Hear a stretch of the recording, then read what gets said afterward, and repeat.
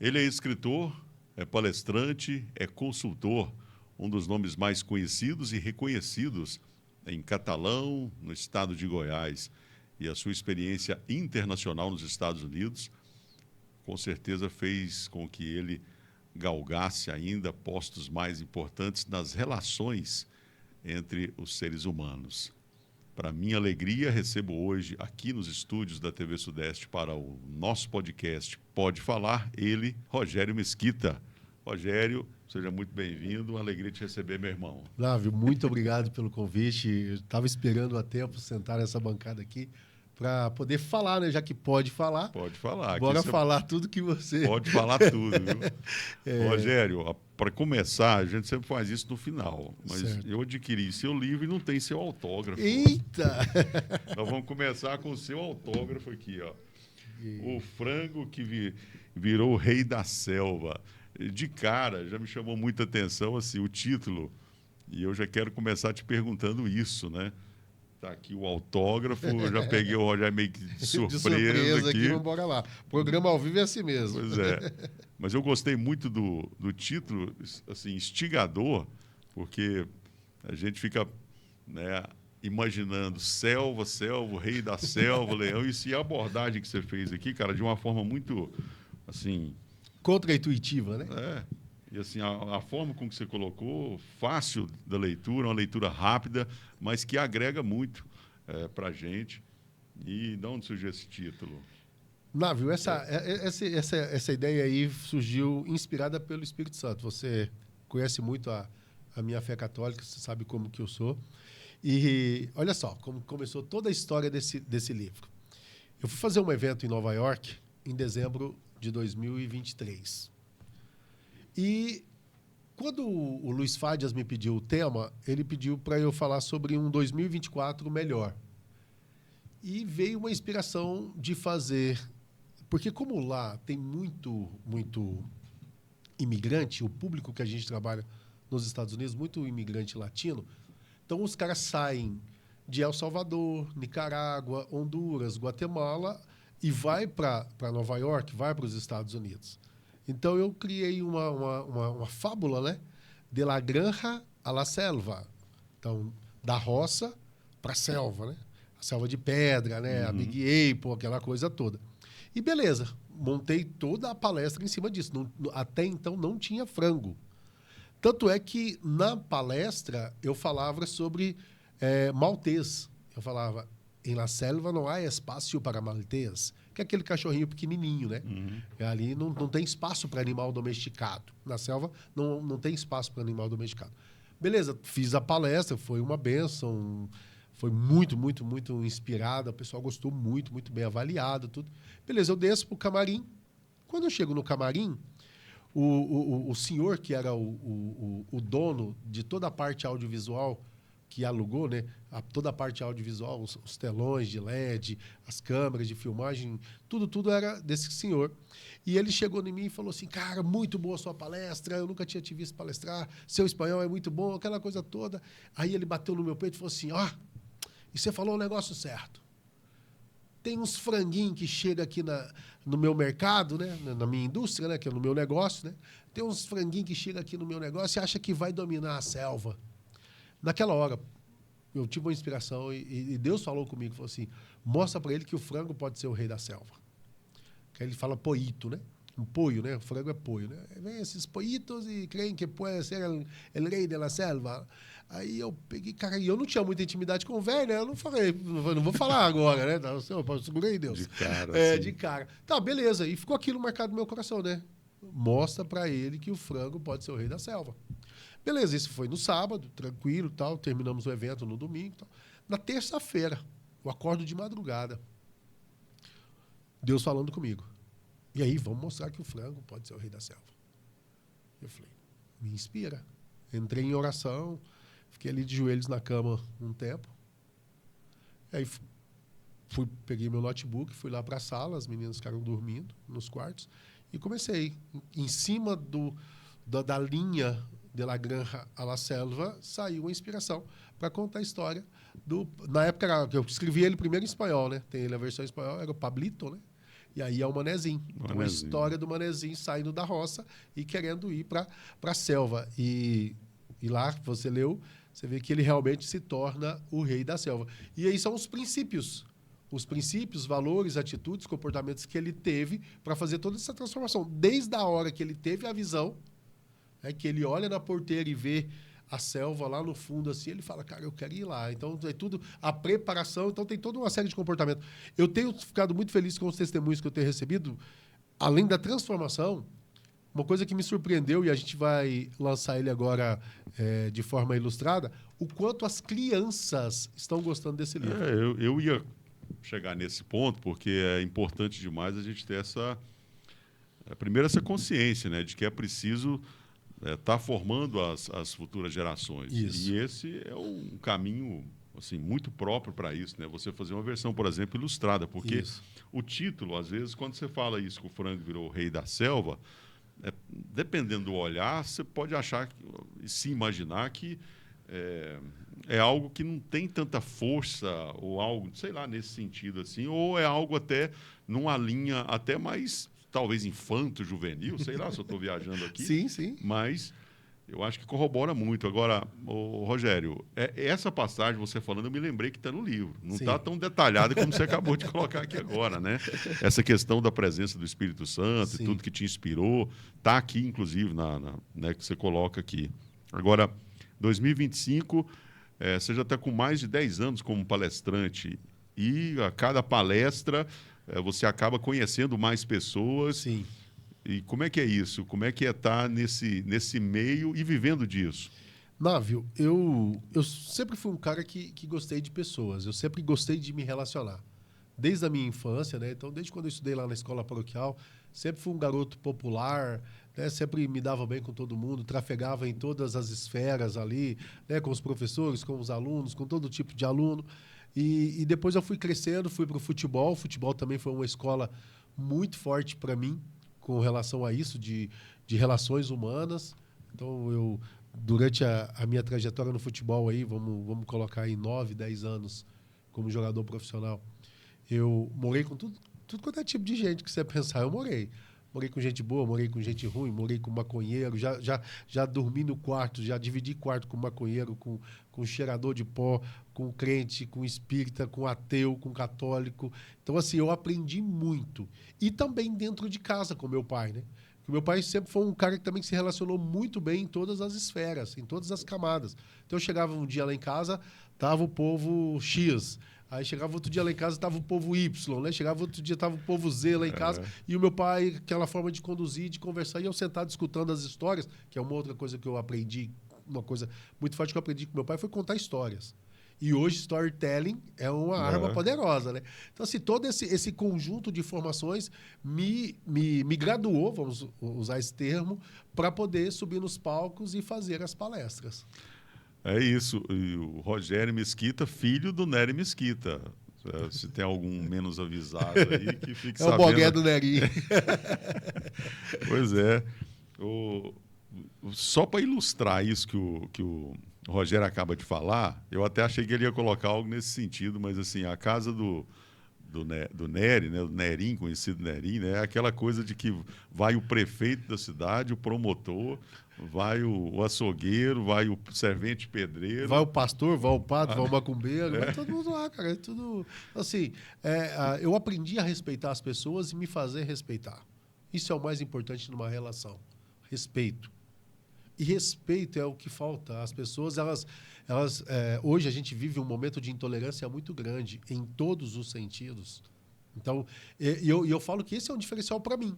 E eu falo para as pessoas o seguinte, Lave. Quando você tem consciência de um dom que você tem e o utiliza de forma orquestrada, os seus resultados exponenciam. Então, a partir do momento em que eu entendi a forma como eu sei me relacionar com as pessoas e faço isso de forma orquestrada, os meus resultados exponenciam. Agora, sendo interessante, não sendo interesseiro. Tendo uma intencionalidade nas relações. Muitas vezes, as pessoas que estão nos assistindo, elas perdem negócios, elas perdem relacionamentos por não serem intencionais nesses relacionamentos, mas intencionalidade de uma forma interessante, que seja persuasiva, que seja ganha-ganha para os dois dentro dessa relação. E muitas vezes, por falta da intolerância, por falta da tolerância, as pessoas querem ser impositivas, elas querem que as pessoas aceitem as suas verdades goela abaixo e, com isso, perde as relações. Hoje, Nave, vou te falar a verdade, cara, hoje está mais fácil, por mais caótico que está o mundo hoje está mais fácil de você construir relações. Aprenda a respeitar. Aprenda a respeitar. Bom, você está colocando algo que, assim, eu entendo que é fundamental, né, nas relações, que é essa questão do respeito. Sim. Né? E aí Todo entra mundo tem o seu porquê. isso, e agrega isso a questão da humildade. Perfeito. E aí, se a gente for colocar outros, você tem até muito mais habilidade para colocar outros adjetivos que se associam a respeito e humildade para a construção de uma boa relação. E não só no negócio, não só comercial, mas familiar. Dentro de casa, perfeito. Né?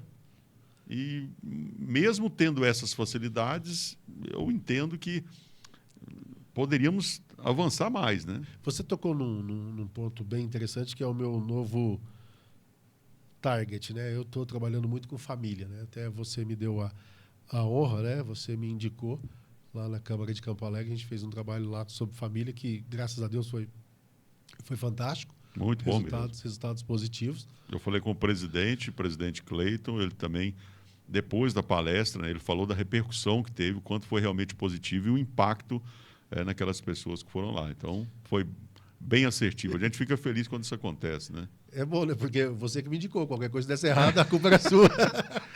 Mas cabe, né? Você vê o caso lá, né? Assim, de Campo Alegre, demonstra isso, né? Nós fomos lá 2 vezes para fazer a coisa acontecer. Sim, né? sim. E Návio, porque o que a gente fala? Muitas vezes o treino é dentro de casa. Então, o treino de como você se relaciona. Porque não tem como, cara, a máscara cai. Não tem como você querer ter uma postura fora de casa diferente da que você tem dentro de casa. Então, uma hora a máscara vai cair. Então, dentro de casa é o momento de você aprender a respeitar o espaço da sua esposa, do seu esposo, dos seus filhos. Aprender a ter uma comunicação afetiva e efetiva, sendo assertivo sem ser agressivo. Vamos traduzir isso aqui agora. Como fazer isso que você acabou de fazer aqui agora? Falar aqui agora, vamos lá. Uma comunicação afetiva é falar com amor. Hoje a língua está muito ríspida. As pessoas só estão danando, só estão brigando, só estão exigindo. Não tem esse afeto, não tem essa compaixão no falar. Então, quando ela é afetiva, ela se torna mais efetiva. E ser assertivo é uma outra dificuldade que as pessoas têm.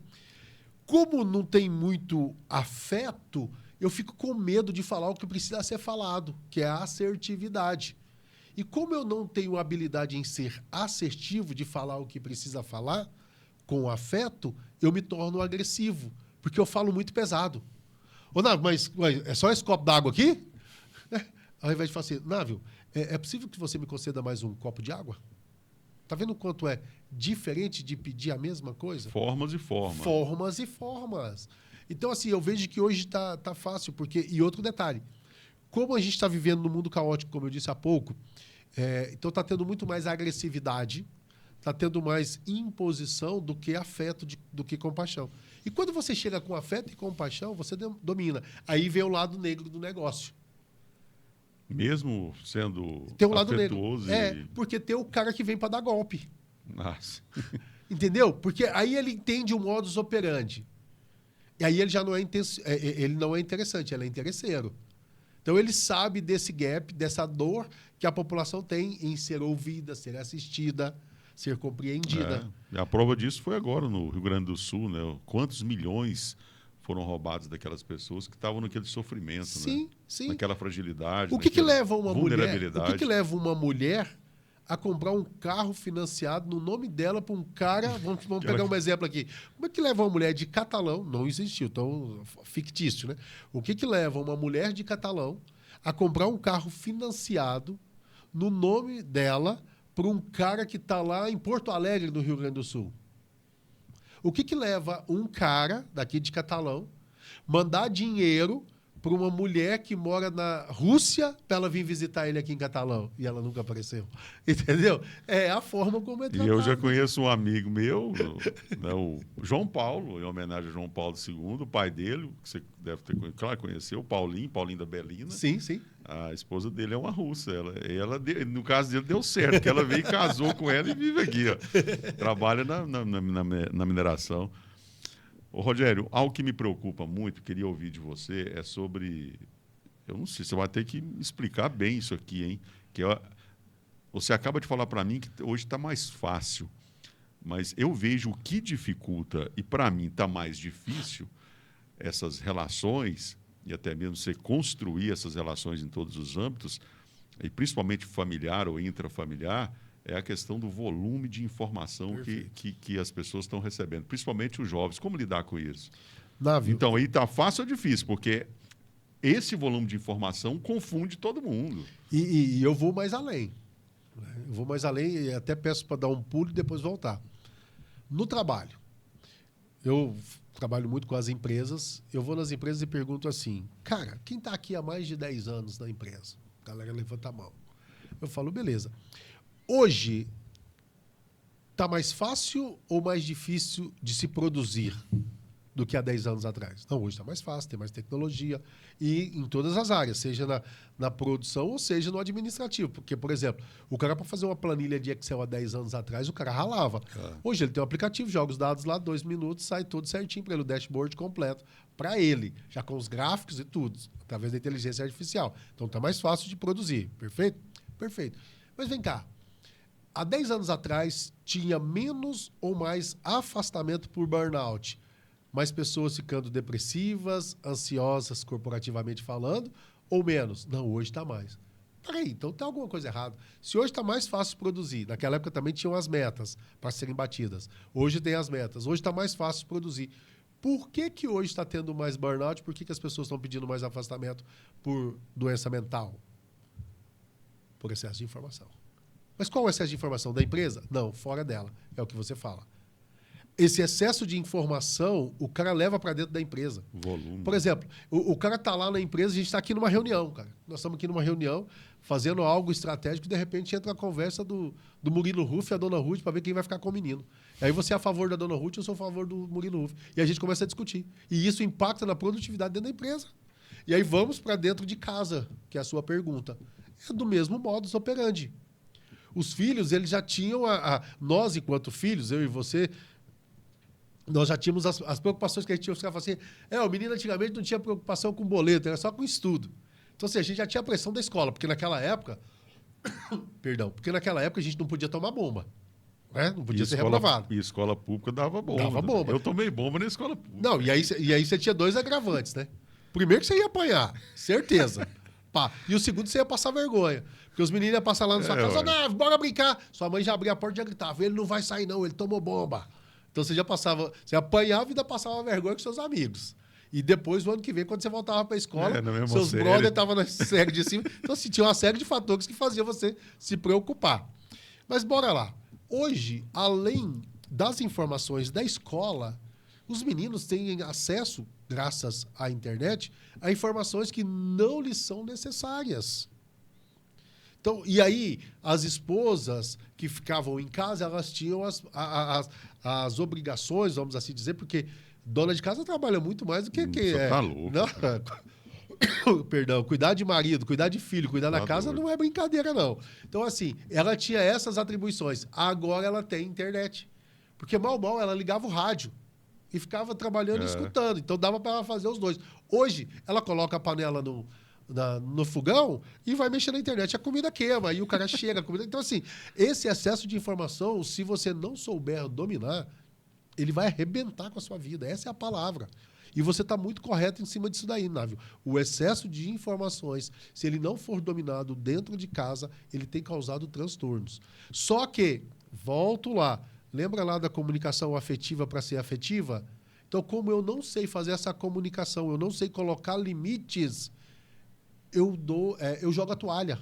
Aí o que eu faço? Eu chego do trabalho, eu sei que vai dar briga, então sabe o que eu faço, irmão? Eu vou lá, pego a minha comida, vou lá pro quarto, boto o meu fone, ou ligo a minha televisão, vou assistir. Se eu for lá falar com o meu menino para estudar, ele vai, pô, eu tô jogando, pai, não sei o quê. Então eu sei que vai dar briga, eu nem vou lá no quarto do meu filho. Eu fico 2 semanas sem ver meu filho, cara, dentro de casa. E aí a casa, ela se torna um arquipélago de ilhas que não se conectam. Olha só, é importante você colocar isso, mas assim, e deixar isso claro, explicar, hein? Do mesmo, porque a provocação que eu fiz nessa, vamos dizer, nessa segunda parte aqui agora, porque no primeiro momento você falou que está mais fácil. Só que você acabou de falar aqui agora e colocou uma dificuldade enorme. Olha só, como é que então entrelaçam-se Perfeito. esses dados, isso tudo que a gente falou aqui agora, para ser mais assertivo? Beleza. Eu coloquei a facilidade e depois a dificuldade. E eu vou te explicar o porquê. Por que é fácil? Como a dor está muito... Quando você está com muita dor de dente, mas com muita dor de dente, mas assim, estourando, o dentista vai lá, ele só abre o seu dente, a coisa sai, a pressão sai e a dor alivia. Não é verdade? Uhum. Então, dentro da comunicação, a pressão está muito grande. Então, se você souber como ir lá e abrir o buraco para essa pressão sair, fica mais fácil. Por quê? Porque eu preciso entender de gente. E aí é o outro fator. Nós temos um arsenal de informações na mão, mas qual foi a última vez que você que está nos assistindo assistiu um vídeo no YouTube sobre comportamento humano? Sobre comunicações sadias nos lares. Se você colocar isso no YouTube, vai ter 1 bilhão de vídeos falando sobre isso. É se preparar para aquilo. Então, aí o que eu falo que está mais fácil é o seguinte, porque como tem pouca gente que antenou para dor, que toma conta. Por exemplo, eu vou te contar lá em casa, específico lá em casa. As minhas meninas têm celular? As 2. Uma de 16 e outra de 7. Nossa, mas você deu o celular para uma menina de 7 anos? Dei. Ela tem o celular dela. Ela tem os joguinhos dela. Ela tem um grupo de WhatsApp da família. É o único que ela tá. Depois eu conto um caso do grupo de WhatsApp das crianças lá da sala dela. Elas têm o horário de olhar a tela. Entendeu? Então, por exemplo, a menor, ela tem 40 minutos por dia. E ponto. Vai pegar depois? Não vai. Você falou em burnout, a TV Sudeste é o único canal que deu essa informação aqui em Catalão. Agora está tendo também, foi confirmado pela Organização Mundial de Saúde, né, que está tendo burnout visual. Isso. Que é a exposição de telas que está dando problema seríssimo na visão das crianças. Nós andamos numa Times Square ambulante, né? Porque tá todo mundo quando você vai para Times Square, aquele tanto de imagem, né? Aquele tanto de telões lá. Hoje não, hoje você tem tudo aqui na palma da sua mão. Mas para finalizar, então, vamos entender essa questão aí. Está mais fácil essa questão da relação por conta das informações que estão disponíveis. Agora, tem que saber buscar esse tipo de informação. Isso. A questão, quando eu digo mais fácil, é porque se você souber um pouquinho como lidar com essa situação, você ganha. O problema é que, como todo mundo já jogou a toalha, ninguém quer saber disso. E aí é onde entra que eu volto lá na questão do golpista, do cara que domina. Porque aí ele estuda um pouquinho sobre isso e vai lá e fala: por que está tendo tanta traição em ambientes de trabalho? Traição amorosa. Porque, como é que se chama? Tem um termo que a internet usou, como é que é? Talarica, né? Os talaricas, né? Os talaricas, eles ficam só observando onde que o negócio tá. Aí ele vai lá, chega, faz um elogio. Qual foi a última vez, cara, que você elogiou a sua esposa, o seu esposo ou seus filhos? Aí você não elogia, um amigo do seu filho elogia ele, valoriza ele vai escutar muito mais um amigo do que escutar você. Então, assim... Há uma lógica nisso. É uma lógica. Então, para de ficar enfurnado, vamos assim dizer, no excesso de informações erradas, desnecessárias, e começa a entender as informações que vão construir relações fortes. Primeiro dentro de casa e depois dentro das empresas. Uma outra coisa que ficou hoje mais fácil de ser, vou usar um termo aqui, e a gente está falando rasgado, porque tá aqui, ó, pode falar. Pode falar tudo. Pode falar.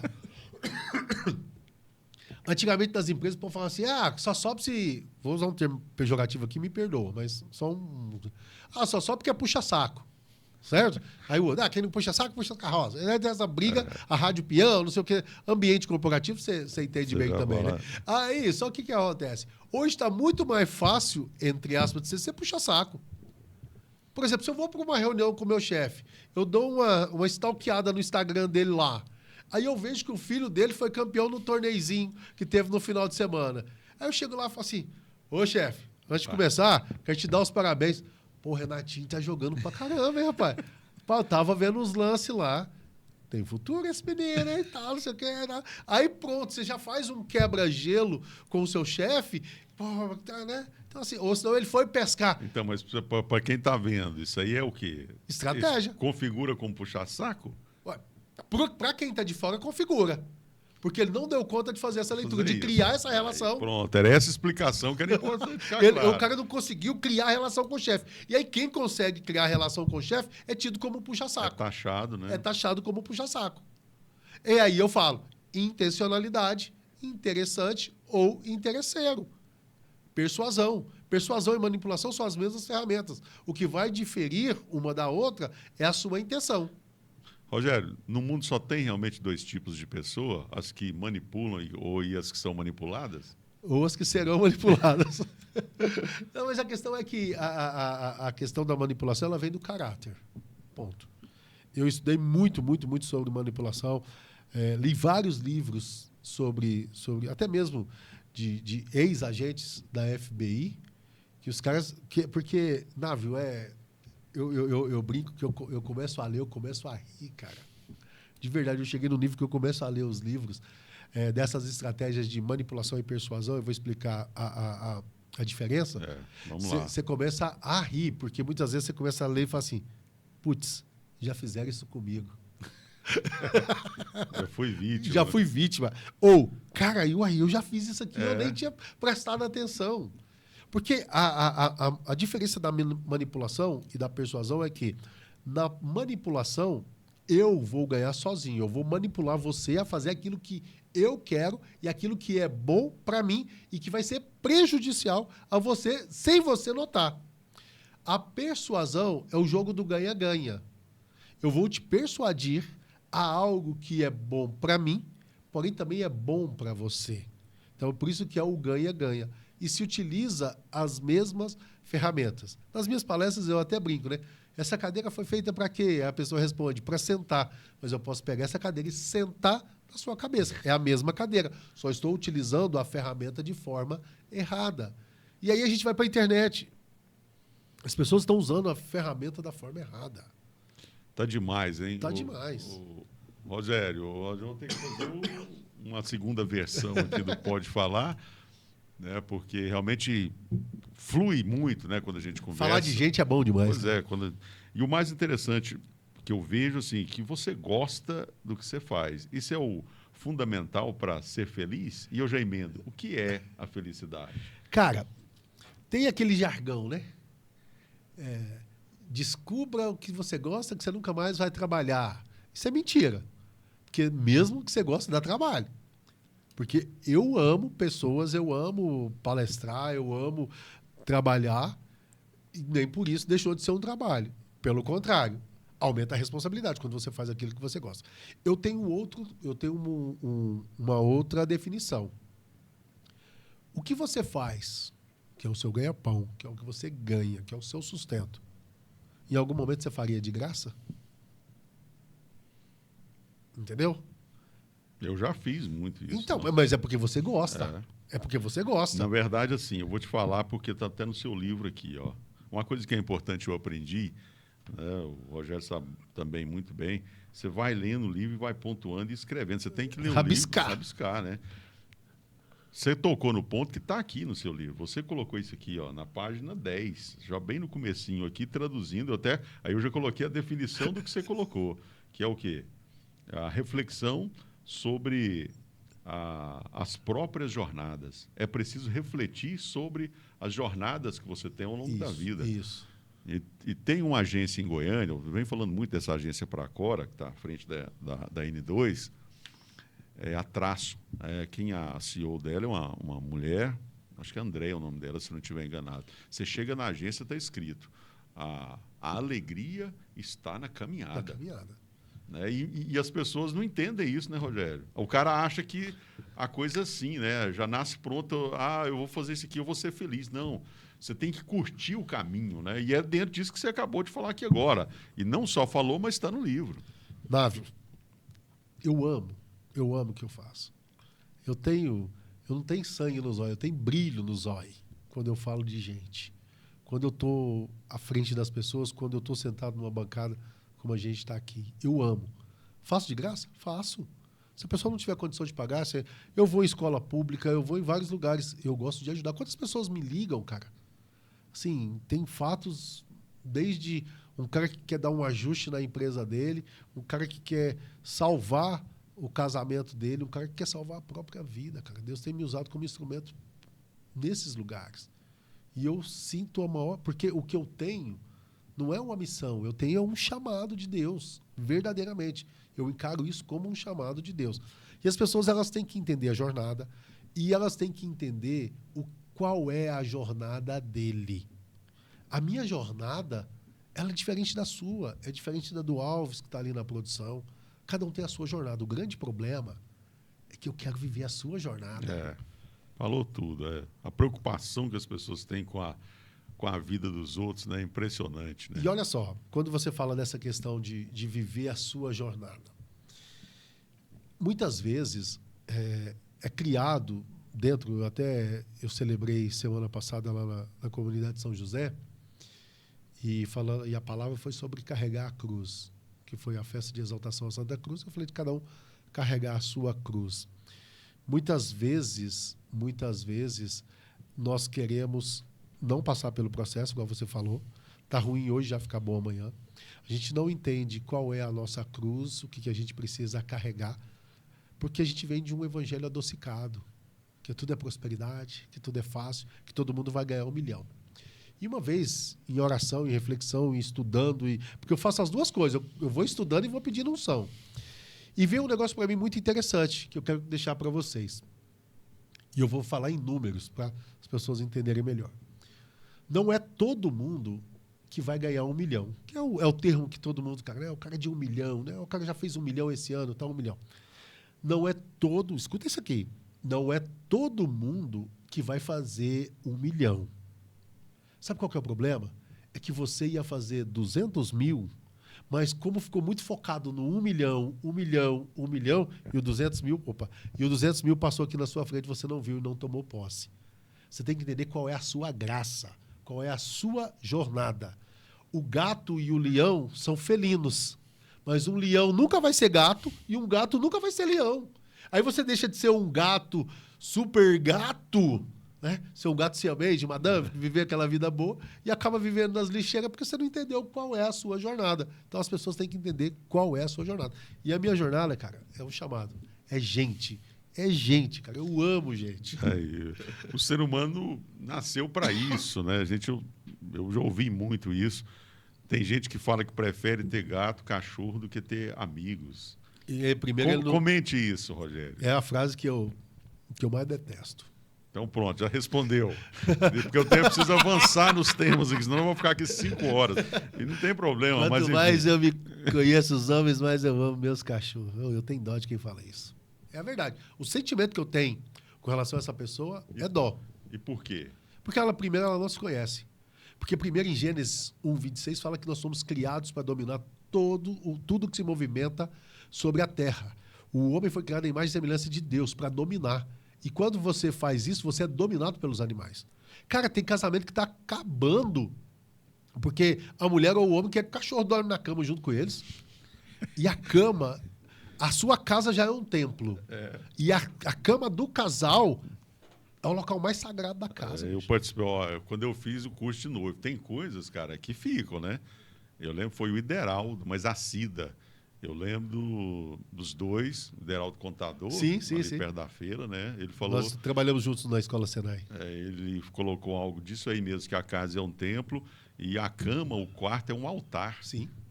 É o lugar mais sagrado da casa. Mais sagrado que tem.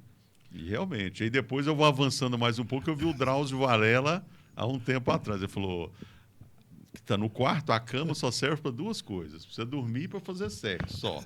Mais nada serve a cama. Né? E tem gente que às vezes não entende, não compreende a dimensão dessas coisas todas. É verdade. Rogério, eu estou vendo você falar, você também é ministro da palavra, né? Sim. Mas antes, nossa, o Rogério vai falando e eu estou aqui com as coisas, eu estou tentando concatenar, como diz o Adailson de Almeida, concatenar as ideias. Mas vamos lá, deixa eu pontuar algo aqui, 3 temas aqui dentro do que você acabou de falar. Essa primeira coisa que você colocou, de que você vai em escola pública, dependendo, você pode fazer uma palestra até de graça, né? Isso sempre foi assim ou você foi adquirindo isso na jornada? Essa questão dessa disponibilidade maior ou antes, no começo, você queria realmente chegar lá no 1 milhão e tal? Como é que é isso? Como é que você lidou São jornadas, né? Como você falou. Eu no futebol, eu tinha um sonho. Se eu te contar o sonho, você conhece a área, você vai rir. E muita gente que está nos assistindo conhece a área. Quando eu comecei a jogar futebol, eu tinha um sonho, cara. O meu sonho era comprar aquela parte de baixo do Expresso Araguari. Você lembra aquele terreno vazio que tinha lá? Que agora parece que virou um ferro velho lá? Do Expresso Araguari. Ali em frente a Trialto? Não, o Expresso Araguari, lá embaixo. Quando era garagem, você acha que não tinha nem chegado. Lá perto da casa do seu pai. Perto da casa do meu pai. Então, 2 casas para cima do meu pai, era aquele terreno baldio, que era onde a gente jogava bola. Na infância, a gente capinava lá e fazia os campinhos lá. O meu sonho, cara, olha pra você ver, o meu sonho era comprar aquele terreno, construir 4 casas. Uma pro meu pai, uma pro Paulo, uma pra Clícia e uma pra mim.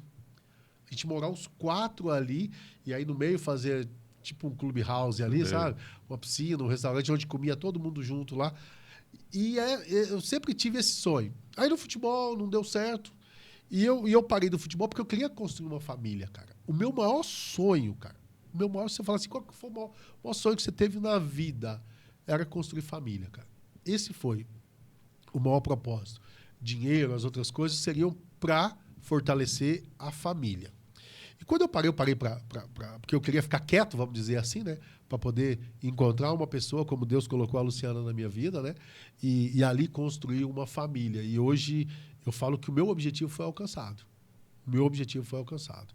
Eu tenho uma família, graças a Deus, bem estruturada, com todos os desafios, com todos os problemas, que um dia o cara falou assim, pô, cara, eu vejo sua família lá, tão bonita, suas filhas, sua esposa, a relação de vocês. Hoje mesmo eu estava vendo aqui agora no meu Facebook, no meu Instagram, que eu postei umas fotos da Luciana, que a chamada no Facebook era, coloque tudo da sua galeria que não seja você.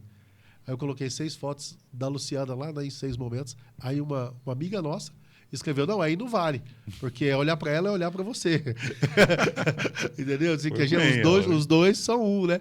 Então, eu falo que eu sou muito feliz. Aí a pessoa falou assim, oh, mas se eu ver sua família, tem dia que é difícil? Eu falei, não tem dia que é difícil. Todos os dias é difícil. Todo dia é difícil, porque é uma construção. Então, assim, então essa é a parte. Quando você fala de dinheiro, quando eu comecei a ser palestrante, eu confesso, eu falava, cara, quer ganhar milhões e não sei o quê e tal. E aos poucos, Deus foi me mostrando que não era assim. Que o meu propósito não era assim. O meu propósito era transformar, cara. A questão do dinheiro que veio ou que deixou de vir foi consequência. Consequência, né? Jair vai entrar no segundo ponto que você colocou, que você pontuou algo aqui. O Rogério acabou de citar aqui, eu achei interessante isso que você colocou. O evangelho adocicado. Eu falei com o padre Emerson há uns 6, 7 anos atrás, foi a primeira vez que eu ouvi isso com mais força, que é a teologia da prosperidade. Sim. Que é algo que está muito hoje em voga, e você sendo ministro da palavra, e lidando com pessoas, e pessoas, inclusive, vivendo muitas dificuldades por ir achar que, né, o Deus é aquele Deus que funciona, é o Deus da prateleira. E não é assim, né, Rogério? Não existe Jesus sem a cruz e não existe cruz sem Jesus. Esse é o problema para muita gente. Porque as pessoas querem viver o Jesus que fez os milagres, mas não querem viver o Jesus pregado na cruz. As pessoas querem viver a cruz sem Jesus, limpa, como um símbolo de vitória, mas não quer entender que aquela cruz que está limpa, que é o símbolo da vitória, ela teve toda uma construção por trás e um cara que se entregou por nós, que ele teve naquela cruz que hoje está limpa. É a mesma coisa que você falar para mim de olhar para o troféu de campeão e não olhar para os jogadores que construíram aquele troféu. Então, assim, as pessoas elas estão muito, como é que eu vou dizer? Elas estão equivocadas, essa é a palavra. que o Deus não é o Deus da prateleira, o Deus não é o Deus da imposição, né? Ou você faz isso, se você fizer isso, eu te faço aquilo. Não, não é. Essa troca, né? Essa troca. Não existe isso, né? Não tem o supermercado Jesus, né? Você vai lá e fala, vou fazer isso, vou pegar esse saquinho aqui de milagres aqui, vou fazer isso. Não, cara. As pessoas, elas estão... infelizmente, mas aí voltamos aqui. A dor das pessoas é essa, cara. É encontrar facilidade. E aí alguém vem e vende a facilidade. Návio, por que eu nunca mexi com marketing multinível no Brasil? Não é porque é ruim, não. Marketing multinível é um modelo de negócio fantástico. E sempre foi, década de 90. Só que no Brasil nunca pegou. Por quê? Por causa da nossa cultura. Então eu não tinha coragem de chegar em você e tentar vender uma entrada para alguma dessas empresas. E eu não estou falando mal das empresas, ok? Uhum. O modelo de negócio é perfeito. O problema somos nós, brasileiros. Esse é o problema. Aí eu chegava aqui em você e falava assim, lá naquela época, né, 2018, lá que estava estourado, uma época que estourou bastante o marketing multinível, e falava assim, Návio, assina aqui, ó, 5 mil. Você vai poder fechar a produtora, você vai viver disso aqui, não sei o quê, não sei o quê. Aí você vai, assina, entra, 5 mil, não dá conta de ter nenhum retorno desses 5 mil que você entrou, quem dirá fechar a agência. Aí passa 2 anos, eu estou dando uma palestra, eu estou numa igreja fazendo uma homilia, e a pessoa levanta e fala assim, mas como é que eu vou acreditar no que você está falando? Você falou que nós ia ficar ricos, nós não ficou. Entendeu? Então eu sempre pensei muito nisso também, cara. Eu sempre tive muito coerência. Coerência. Eu ia falar a palavra coerência aqui. E é algo... Ter a capacidade de fazer o povo assinar, eu tinha, viu? Mas poder de persuasão. O poder... Né? Não, aí seria manipulação. Manipulação, isso. Que a maioria das pessoas elas não teriam condições de ter isso de volta. Rogério, e sei que você está falando dessa questão de coerência, porque o ser humano, na verdade, é uma outra coisa que precisa ficar muito claro, né? Talvez tenha algumas pessoas que não saibam, mas o ser humano ele é imperfeito. Né? Tem gente que acha que... Né? Tem gente que vive nessa ideia da perfeição. Não existe. E se existe uma característica nossa é imperfeição. A imperfeição. E aí, quando você fala de coerência... Cara, tá lá no Museu do Juscelino Kubitschek em Brasília. Ele fala que não tem compromisso com o passado. Se precisar rever algo que ele fez no passado, ele vai mudar de opinião. E aí, se mudar de opinião, você ficou incoerente. Porque até então... Mas isso também é inerente ao ser humano. Sim. Só que tem um jeito de fazer isso. Você né? pode se adaptar sem perder sua essência. O detalhe é esse. Porque como o mundo ele está em constante mudança... Você deve sim acompanhar a mudança, mas você não pode perder a sua essência. Isso. Aí eis o desafio, né? Eis o desafio, né? Porque, por exemplo, eu já tive oportunidades de fazer coisas muito fora da caixa, mas nunca tive coragem. Nunca tive coragem. Coragem por quê? Porque eu sou um cara que preocupo muito... Porque meu pai falava o seguinte, construir o nome... é difícil. Manter o nome é mais difícil ainda. Perder o nome é facinho. E reconstruir é complicado. Seu pai me contou uma história um dia desse, cara. Assim, eu fiquei assim, tocado, né? Em cima dessa preocupação disso que você acabou de falar aqui agora. Sabe? O seu pai ganhou na loteria, né? Ganhou. E aí ele comprou um carro. Né? E aí teve um vizinho, esse cara, ele falou para mim, o cara virou compadre dele, né? E ele comprou o carro e o cara andou falando umas coisas aí na cidade. Ele foi lá no cara e enquadrou o cara, né? Por causa disso. Ele falou, cara, você já viu? E a história do Nery é algo... Tá aqui também, a gente tem o podcast, ele veio aqui, a gente vamos refazer até para contar outras histórias. Mas, assim, esse exemplo de casa é fundamental, né? E a história do exemplo e do... É o que eu quero deixar para as minhas filhas, cara. Porque... Não só para as minhas filhas, né? Porque... O exemplo e o testemunho. O exemplo convence, o testemunho arrasta. Cara, as coisas que eu mais gosto de escutar, e não é vaidade, é a validação do chamado. quando, às vezes brincando, às vezes, uma vez numa videochamada lá da Pietra, aí ela num projeto lá com os meninos lá do Interact, né? E os meninos de vários lugares aí do Brasil, falou coisa, aí eu falei, pai, vem cá, ajuda nós aqui, pai. Aí eu fui lá e tal, bati um papo com a molecada lá pelo Zoom, tipo 5 minutinhos, aí só vi assim, não, Pietra, me empresta seu pai, não, dá seu pai pra mim, não sei o quê. Ou seja, Deus me deu a oportunidade de tocar o coração daqueles meninos. Ou de ver áudio igual, por exemplo, de uma mãe que mandou para a Luciana, cara. Luciana de Deus, nossa, mas o fulaninho leu o livro do Rogério e ele, nossa, e ele ficou muito, que ele não sei o quê, que ele, como ele vê o Rogério lá na escola, aí o menino foi tirar foto, essa inspiração positiva, cara. É essa questão do menino me ver na igreja, do menino me ver com a família, de inspirar que aquele menino que está vendo eu fazer essas coisas, ele também pode fazer o mesmo. E o melhor, ele deve fazer o mesmo para ter a felicidade que você falou.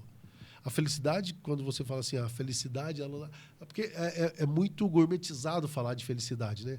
Felicidade não é uma vida, é um momento. Felicidade não é não sei o quê. Felicidade é aquilo, isso e aquilo. Eu falo, cara... Felicidade, sabe o que é, cara? É você ter paz de espírito. É paz de espírito. Rogério, o que é ter paz de espírito? É você andar com tranquilidade pela rua. É você entrar na sua casa, o primeiro lugar. Você entrar na sua casa de cabeça erguida, cara. Quantos caras não têm coragem de olhar nos olhos dos filhos ou da própria esposa porque ele não é digno disso? Quantos caras andam na rua de cabeça baixa? Quantos caras entram em estabelecimentos e quando alguém olha para ele já fica meio desconfiado se a pessoa sabe daquilo que ele está fazendo de errado? Então, felicidade é paz de espírito. E paz de espírito é você viver com dignidade. Você ter coerência daquilo que você prega, do que você fala. Rogério, eu estou vivendo isso está acontecendo comigo. Como fazer para inverter essa situação? Cara, a primeira coisa que eu falo, ou seja, o cara não está vivendo em dignidade, o cara não está conseguindo olhar nos olhos das pessoas. Esse é um ponto só. Esse é um ponto só. Vamos lá. A primeira coisa, você precisa buscar uma ajuda superior. Se você não tem um contato com um ser superior, e aqui eu não estou falando de religião, como eu disse, eu respeito todas. Você me pergunta, eu já fui em todas, cara. Eu já fui conhecer todas. Como eu estudo comportamento humano, eu já trafeguei, já naveguei com respeito. Uma obrigação sua. Com respeito quase, né? Em todas. Tanto eu sou católico, sou ministro da palavra, e quantas vezes eu já fui convidado para pregar em igrejas evangélicas, vou lá, vou com respeito, sou respeitado, e tá tudo certo. Tá tudo certo. Ah, mas você não pode ir lá porque lá não sei o que. Cara, lá tem um porquê deles. Deus vai tocar no coração de alguém. As crianças falam, tá abrindo igreja demais. Eu falo, depende, irmão. Eu prefiro uma igreja lotada do que um boteco lotado. Me perdoa essa questão do boteco. O que eu estou te falando assim, o que você busca? É igual quando eu for na faculdade. Eu vou na faculdade e eu bato pesado. Eu falo assim, você é da Atlético ou da empresa Júnior? Na Atlética você aprende a fazer sucugami. Na empresa Júnior você aprende a fazer plano de negócio em empresas. Então, assim, tudo tem que saber o ambiente. O ambiente, 80-20. Eu tenho que ir para o boteco? Tem que ir para o boteco, mas ele pode ser somente 20% da minha vida e não 80% da minha vida. Mas vamos lá, hein? Essa pessoa que está vivendo nesse momento... Então, ele tem que buscar um ser superior. Primeira coisa. Conexão, ele tem que ter esse ser superior que ele busca. Ele tendo esse ser superior, eu falo que a primeira confissão que ele tem que ter com esse ser superior é confessar seus pecados. Assumir. Porque a grande dificuldade de alguém ser curado é não aceitar a doença. Um alcoólatra, ele não é curado porque ele não vê o vício, o álcool como um vício, o drogado. A pessoa que tem vício em pornografia, cara, as pessoas, isso é uma coisa que a internet trouxe muito sorrateiramente para dentro das casas, foi o vício na pornografia. E as pessoas imaginam que não. Um dia um cara falou assim, não, eu vejo para ficar mais inspirado. Eu falei, irmão, não faz isso não. Entendeu? Então, assim, você começa a fazer comparativo. E você começa a ter prazer só aquilo. Você deixa de ter prazer na sua relação com a sua esposa, cara. As pessoas não... E é o pior de tudo. O pior não é nem você perder o gosto pela sua esposa, que já é uma coisa ruim. O pior de tudo, cara, é a brecha que você dá para o inimigo entrar dentro da sua casa. É uma janela que você está escancarando para o inimigo entrar dentro da sua casa. Então, primeira coisa, faz essa confissão. E se você tem algum problema contra alguma pessoa, na palavra já diz, cara. Vai lá e resolve com ela. Pronto. Nave, eu te devo, cara. Eu sei que eu te devo 50 mil. Cara, eu não tenho condições de pagar os 50 mil agora. Cara, eu tô com vergonha de você. Realmente eu dei um passo errado, eu te devo 50 mil. Mas vamos fazer o seguinte, cara. Eu vou te pagar nem que seja R$ 500 por mês, cara. Eu sei que não vai resolver a sua situação, mas eu preciso ter paz. Eu preciso ter paz. Eu tô aqui de coração aberto. Mas aí também eu venho cá e faço uma coisa com você, igual o cara que foi lá e pediu pro senhor a parábola, né? Lá na Bíblia, né? Foi lá e pediu o cara para perdoar a dívida dele, o cara perdoou. Aí chegou lá no outro lado, ele bateu no cara que devia ele, né? Então, assim, como é que faz? Coerência. Coerência, né? Então, eu venho aqui te pedir perdão pelos 50 mil, vou te pagando 50, vou te pagando 500 por mês ou 1.000 por mês, mas eu não posso ir para praia gastar 10 mil. Entendeu? Aí que eu falo de coerência e dignidade. Isso é dignidade. Porque se eu chegar aqui e me despir da vaidade e falar para você, cara, eu tô com esse problema. E aí eu também vou tentar resolver. Não é só eu vir aqui e falar que vou te pagar 1.000 e ficar esperando cair 1.000 do céu e vir cá te pagar, não. Eu tenho que resolver a situação. Então eu vou trabalhar mais, eu vou buscar uma fonte alternativa. Entrou 1.000, eu vou lá e já entrego. Entendeu?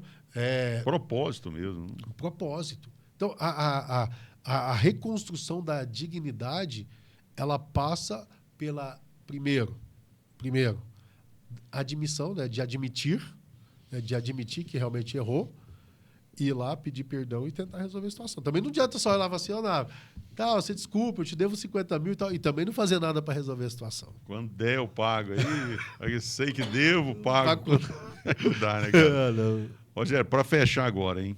Você mencionou seu pai aqui 2 vezes e eu quero fechar com algo que você fez essa palestra, que é uma palestra que eu recomendo, né, aí para sua empresa, para sua escola, enfim, reúna a família aí, chama o Rogério. Não, o que você falou é interessante. Eu tenho recebido muitos convites sobre empresa, para falar de família e empresa, porque o que a gente notou?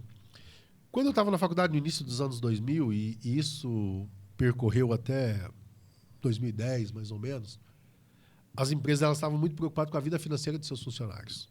Por quê? O cara estava gastando muito errado.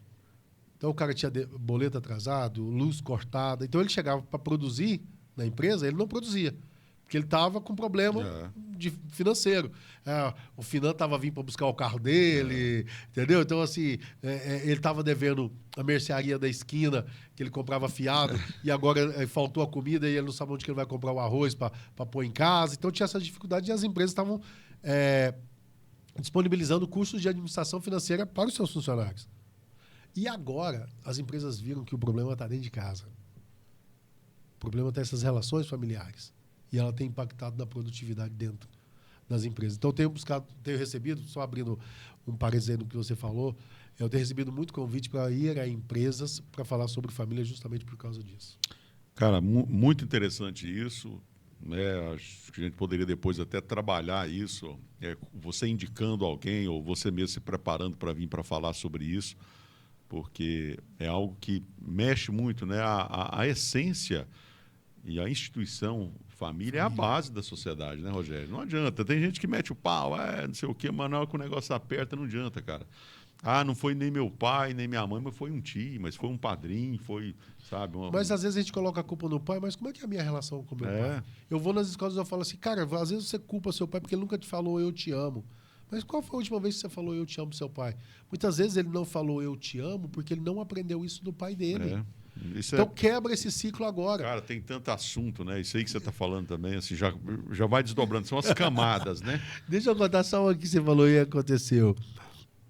Eu estava numa escola e fui falar fui num período noturno, então já com a galera mais adulta. E eu falei dessa questão das relações, fui falar sobre relações. Relações com eles mesmos, relações com a família, relações com os professores, relações com os colegas, relação com a comunidade. Então, eu expliquei essas 5 formas de relações do ser humano. E na hora que eu fui falar relação com familiares, aí eu falei, né? Vocês são solteiros, né? Que moram com seus pais. Qual foi a última vez que você falou eu te amo pro seu pai? Aí expliquei essa situação de que, não vem me falar porque seu pai não fala, ou sua mãe não fala eu te amo, tal. E aí, nessa dinâmica, eu ligo ao vivo, cara. Eu ligo ao vivo. Eu falo, cadê alguém aqui? Vamos ligar pro seu pai aqui.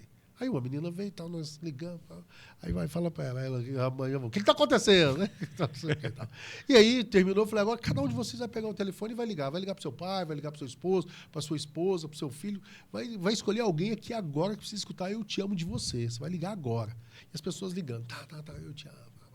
Beleza, isso foi numa terça-feira. Domingo eu chego na missa, lá na Matriz. Chego lá na missa, aí um casal com um filho, né? Aí o cara falou assim, você que é o Rogério Mesquita? Eu falei, sou eu. Eu falei, na porta da igreja o cara não vai me bater, né? Tem perigo, não. Na porta da igreja. Você que é o Rogério Mesquita? Aí, mas ele pegou e falou assim, rapaz, você causou uma confusão lá em casa essa semana. Aí eu falei, que confusão, irmão. Que eu aprontei. Aí o menino falou, resumindo a história. A mulher ligou pro esposo e pediu para chamar o filho para colocar no Viva Voz e falou, eu te amo para eles. Vocês são muito importantes para mim.